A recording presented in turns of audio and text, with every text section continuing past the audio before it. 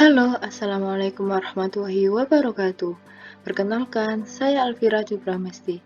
Pada kesempatan kali ini, saya membawakan materi hierarchical clustering.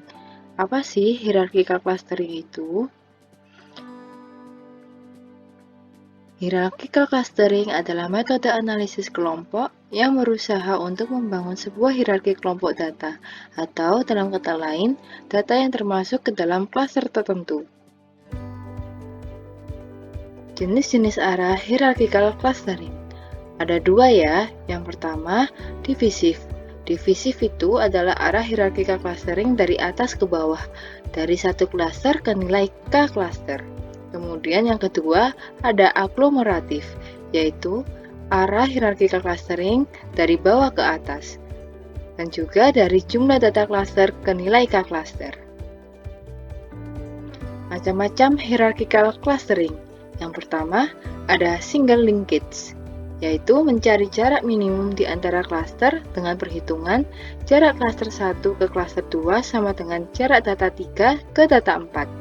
Metode ini sangat cocok untuk dipakai pada kasus shape independent clustering karena kemampuannya untuk membentuk pattern tertentu klaster.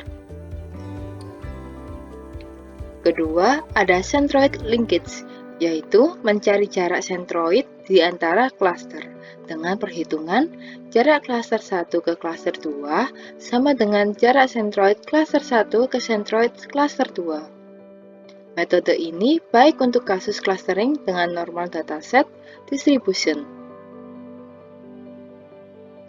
Ketiga, ada complete linkage, yaitu mencari jarak maksimum di antara klaster dengan perhitungan jarak klaster 1 ke klaster 2 sama dengan jarak data 1 ke data 6.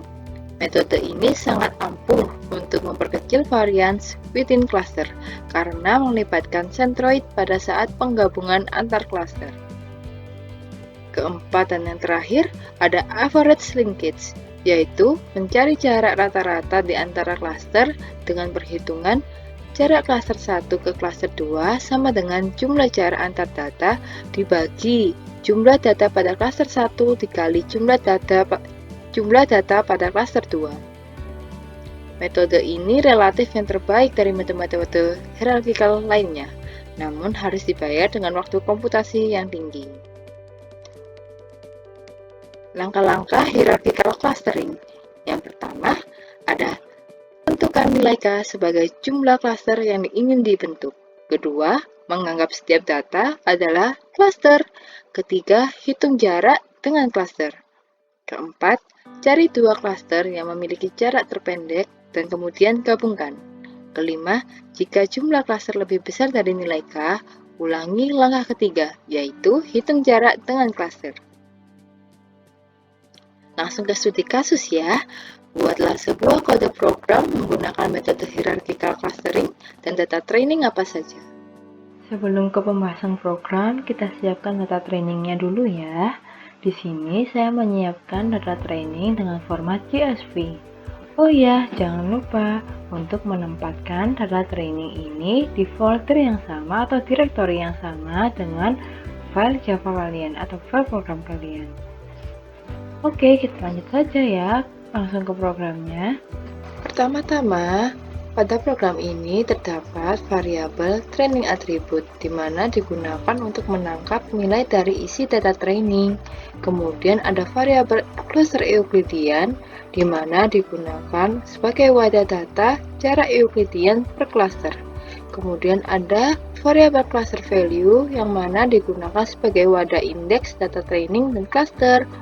Ada juga variabel title atribut yang digunakan untuk menangkap baris awal atau titel dari variabel-variabel yang ada pada data training.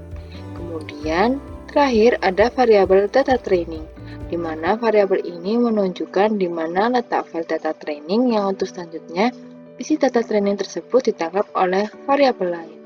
Kita langsung masuk ke langkah pertama ya, yaitu meload data training. Di sini ada function setData, di mana ada try and catch yang digunakan untuk melakukan seleksi agar baris pertama pada data training tidak ikut terproses. Ini ya. Kemudian saya juga mengatur separator dengan tanda koma, yang mana ini sudah sesuai dengan separator data training ya. Kemudian di sini kita juga melakukan pengecekan. Ada pengecekan direktori, pengecekan pembacaan file, dan juga pengecekan baris, yang mana kemudian akan dikategorikan. Baris pertama adalah titel atau judul, kemudian baris kedua dan selanjutnya adalah atribut. Kemudian tidak lupa juga hasil load data ini akan di-print oleh function viewData dengan parameter yang ditangkap oleh variabel training attribute. Setelah proses load data berhasil, sistem akan meminta kita mengisikan metode mana yang ingin kita proses, seperti metode single linkage, complete linkage, centroid linkage, atau average linkage. Di sini terdapat case-nya ya. Selanjutnya, kita juga mengisi nilai K dengan memanggil function input K. Ini ya function input K. Kemudian, untuk mengatur perhitungan masing-masing metode, kita taruh pada tiap function ya yang berbeda dengan nama sesuai dengan metodenya. Yang pertama ada single linkage, di mana digunakan untuk mencari jarak terpendek atau jarak minimum di antara klaster. Di sini ada perulangan untuk mencari jarak terpendek tersebut. Kemudian, kedua ada function complete linkage, di mana digunakan untuk mencari jarak maksimum di antara klaster. Selanjutnya ada function average linkage, di mana digunakan untuk mencari jarak rata-rata di antara klaster. Keempat dan terakhir ada function centroid linkage, di mana function ini digunakan untuk mencari jarak centroid di antara klaster. Baik, kita langsung saja coba running programnya ya.